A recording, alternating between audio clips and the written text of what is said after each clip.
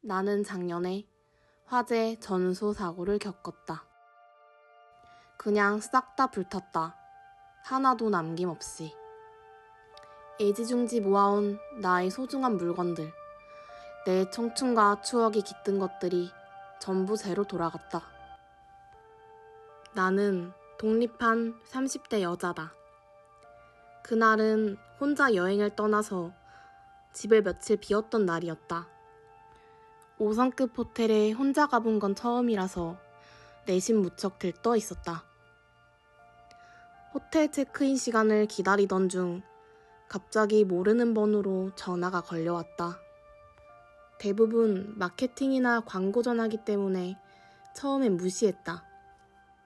하지만 똑같은 번호로 세 번째 전화가 울렸을 때 무슨 중요한 일인가 싶어서 전화를 받았다.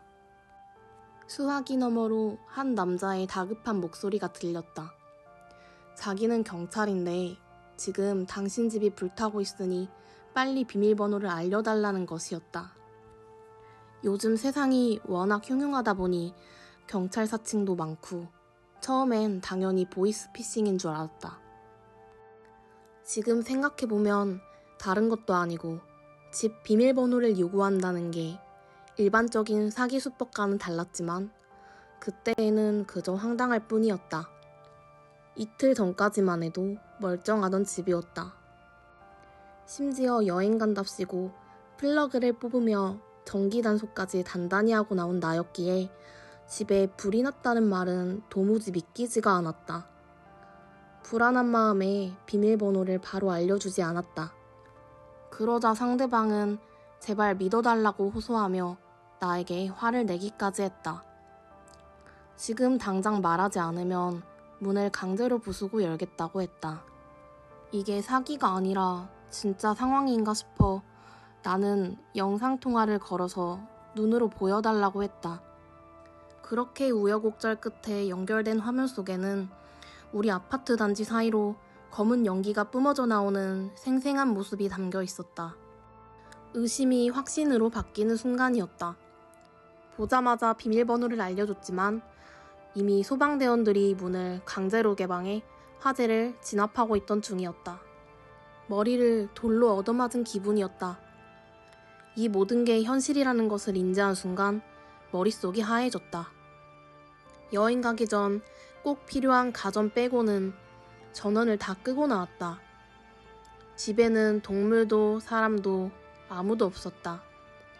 특히 떠나던 날은 왠지 모르게 불안해서 굳이 문 앞까지 갔다가 다시 들어가서 한 번 더 체크까지 했었다. 그렇게 했는데도 불이라니 정말 황당하고 기이했다.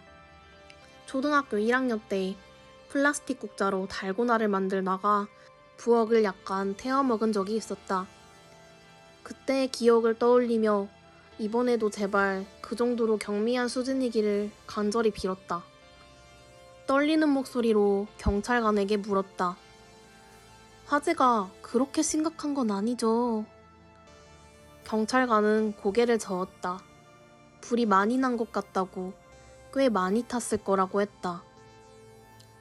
불행 중 다행으로 인명피해는 없는 것 같다고 덧붙이며 사건 처리를 해야 하니 지금 당장 집으로 오라고 말했다.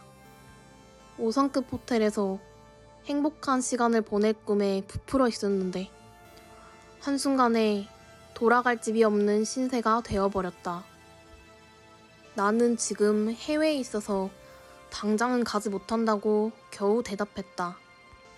어떻게 해야 할지 멘탈이 나간 상황에서 그나마 다행인 건 차로 30분 거리에 부모님이 살고 계신다는 점이었다. 나는 부모님께 급히 연락해서 현장 처리를 부탁했다. 화재가 어느 정도 진압되고 난 후 부모님께 집 상태를 여쭤봤다. 사진이나 영상으로 보내달라고 아무리 부탁해도 사진이나 영상을 보내주지 않으셨다. 실제로 집 상태를 사진으로 볼 수가 없으니 전화를 끊고 나서도 계속 현실 부정의 희망회로를 돌렸다.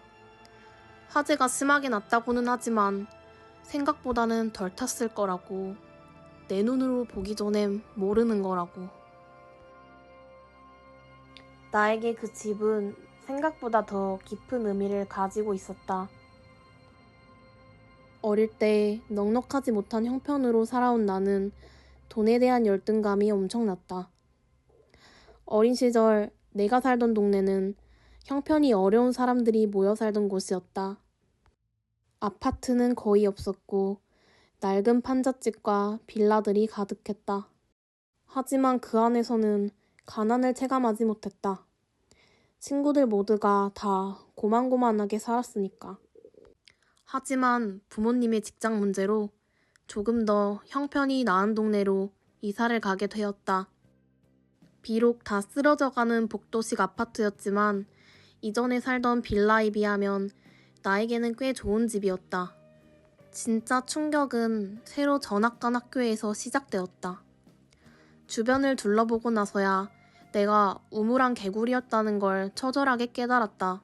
그곳에서 나는 가장 못 사는 축에 속했다.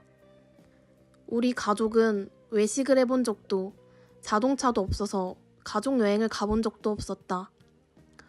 돈을 아끼려고 라면에 소면을 한 무더기 넣어서 불려 먹어야 했고 생일에는 케이크 사는 돈이 아깝다는 이유로 파리바게뜨에 제일 싼 5,000원짜리 케이크를 마지못해 주던 것이 전부였다. 당시 부모님은 늘 돈 이야기를 달고 사셨다. 없는 살림에 시작하셨으니 오죽하셨을까? 지금은 이해하지만 당시엔 먹고 싶은 것을 말하면 지구 반대편에 굶주리는 아이들을 생각하며 참으라는 식의 훈계가 돌아왔다. 반면 새로 만난 친구들은 브랜드 신발을 신고 브랜드 가방을 맸다. 이번 방학에는 어디로 가족여행을 다녀왔는지, 외식은 뭘 했는지, 생일 선물은 뭘 받았는지를 너무나 당연하고 자연스럽게 조잘거렸다. 친하던 친구가 해외여행 선물이라며 면세점에서 10,000원 정도 되는 립밤을 사다 주었는데 그때 기분은 고마우면서도 그 친구에 대한 거리감을 느끼게 했다. 무엇보다 당시에 유행하던 마케도 브라우니를 가볍게 사먹는 것과 슈니발렌 같은 과자가 존재한다는 것, 그리고 그걸 부모님이 사준다는 것 자체가 나에겐 문화 충격이었다. 한 번은 친구 집에 놀러 갔다가 도미노 포테이토 피자를 처음 먹어봤는데 기영이가 바나나를 먹고 감격하던 것처럼 정말 눈물이 핑 돌 뻔했다. 나는 그때 내가 없이 산다는 걸 처음으로 온몸으로 체감했다. 그 모든 평범한 경험들을 단 한 번도 해보지 못한 내가 너무 창피했고 수치심이 들었다. 학창시절 내내 그 열등감을 뼈에 새기며 살았다. 그것은 지독한 돈에 대한 집착으로 이어졌다. 부자까지는 바라지도 않으니 제발 저 아이들처럼 평범하고 넉넉하게 살고 싶었다. 가난의 흔적을 완전히 지워버리고 싶었다. 20살이 되자마자 이제 내 힘으로 어떻게 벌어먹고 사냐 면서 펑펑 울었다. 성인이 되는 순간 모든 생계의 책임을 내가 져야 할 것 같은 공포가 덮쳤다.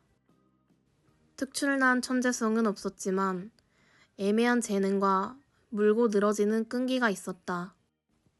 어떻게든 성공해서 이 가난을 증명해 보이겠다는 도끼로 20살에 대학을 다니며 1인 사업을 시작했다. 학업보다는 돈 버는 일이 우선이었다. 당시 내 인생에서 돈보다 소중한 가치는 존재하지 않았으니까. 2년 동안 밤낮 없이 한 우물만 파니 조금씩 길이 보였고 생각보다는 돈이 벌리기 시작했다. 엄청난 간절함으로 살아온 나는 사업 6년 차가 되던 해 20대가 혼자 모으기엔 꽤 큰 돈이 내 통장에 쌓였다. 이 돈을 모으기 위해 나는 정말 구질구질하게 살았다. 옷은 대부분 중고거래로만 샀고 학교 비품이나 필요한 물건도 중고나라를 뒤졌다.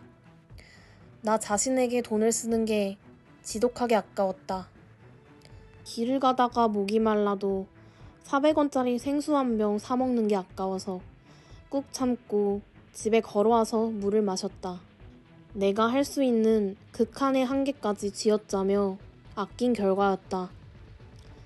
지금 다시 그렇게 살라고 하면 절대 못할 정도로 자신을 학대하며 모은 돈이었다. 이 소중한 돈으로 내가 가장 먼저 하고 싶었던 건 내 집 사기였다. 몇 년에 한 번씩 이삿짐을 싸며 전전긍긍했던 서러운 기억들이 징글징글했기 때문이다. 은연중에 나를 가난하게 키운 부모님을 원망하는 마음도 컸기에 빨리 독립하고 싶었다. 서울의 비싼 아파트는 엄두도 못 냈지만 경기도 외곽에 있는 낡은 아파트를 사기로 했다. 무슨 바람이 들었는지 홀린 듯이 계약을 체결했다. 26살, 내 이름 석자가 또렷이 박힌 집문서가 내 손에 들어왔다. 돈이 없어 서러웠던 내가 인생에서 처음으로 무언가를 이루어낸 순간이었다.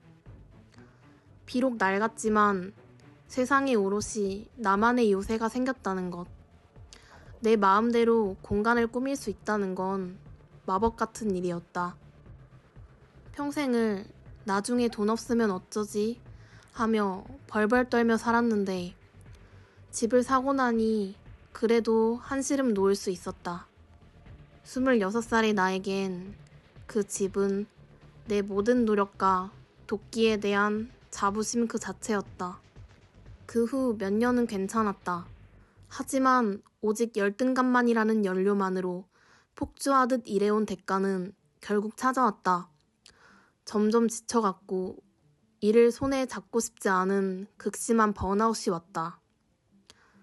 내가 멈추자 사업도 걷잡을 수 없이 하락세를 탔다. 그렇게 나이만 먹어 30이 되었을 무렵이었다.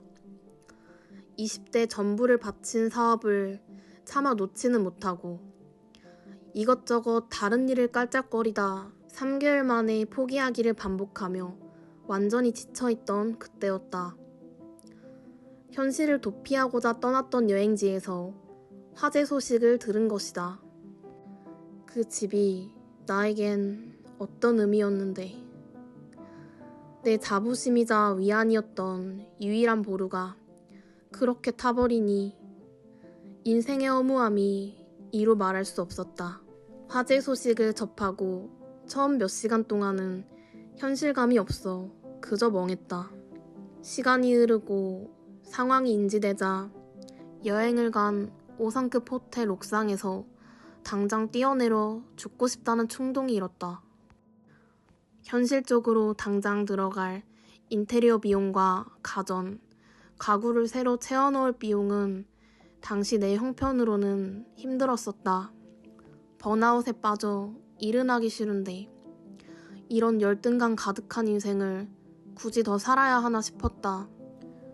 나에게는 눈앞의 화재 사실보다 그 뒤에 몰려올 인생의 무게가 훨씬 더 무겁고 두려웠다.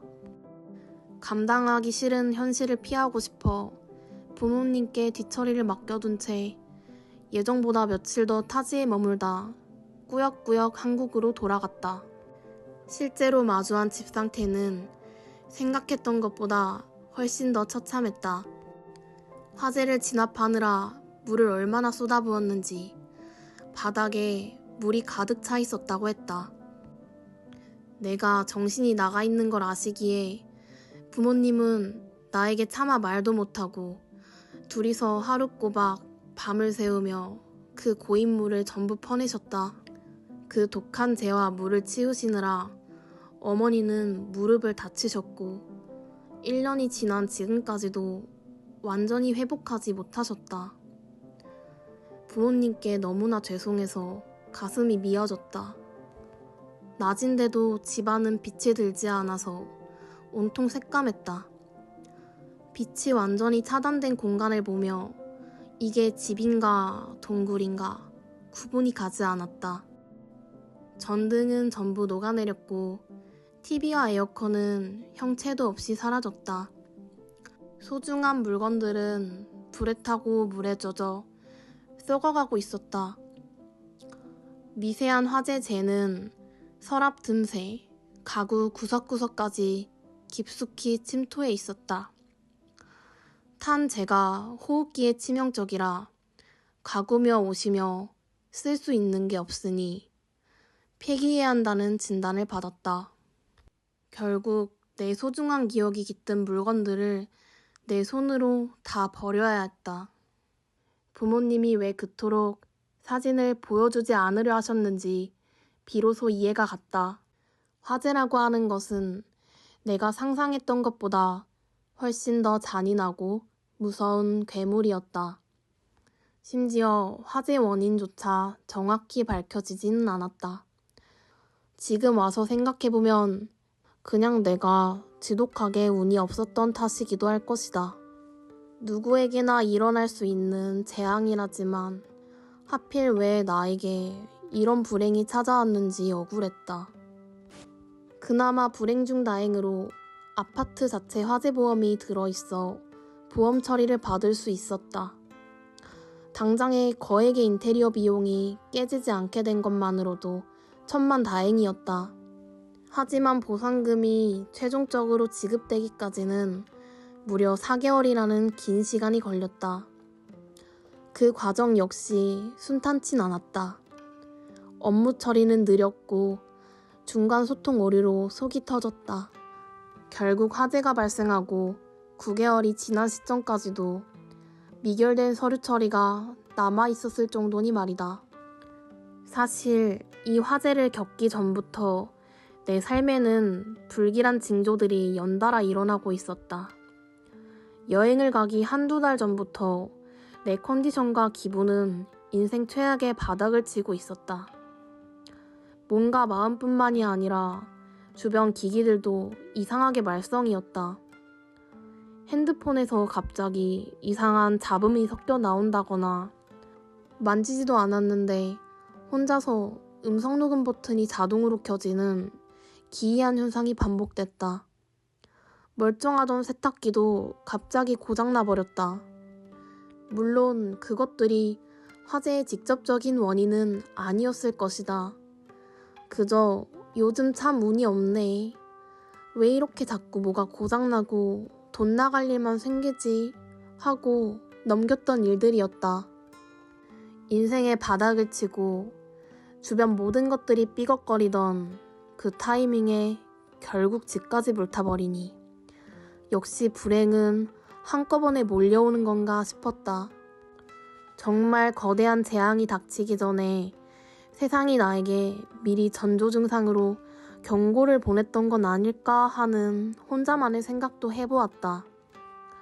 이 지옥 같은 화재를 겪고 우여곡절 끝에 인테리어를 새로 고치고 필요한 물건들을 다시 채우고 원상복구를 끝마쳤다.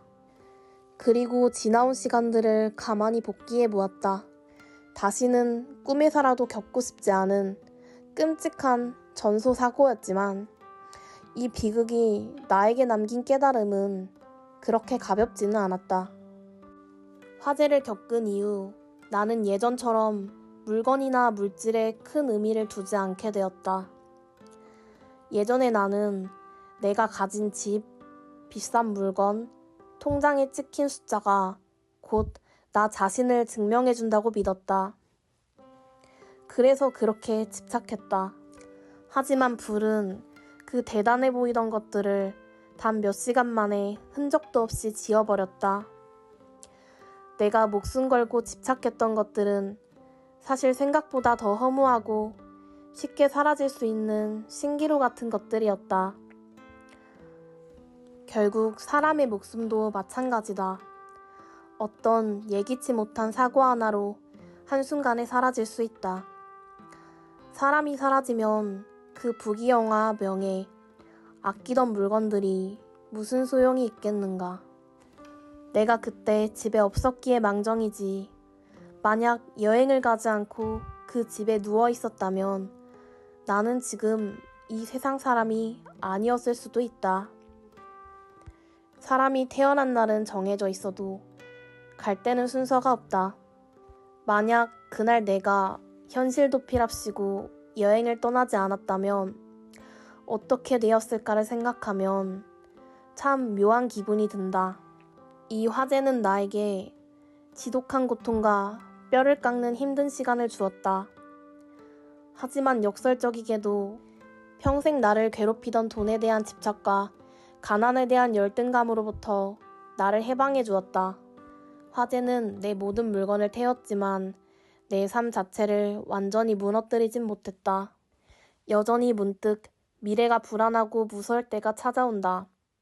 하지만 나는 이제 그냥 살아간다. 어차피 살아간다는 건 내가 생각했던 것만큼 그리 대단하고 거창한 일이 아니었으니까. 비우고 나니 비로소 매일 숨쉬고 살아있다는 그 평범한 사실 자체가 괜찮은 일이 되었다.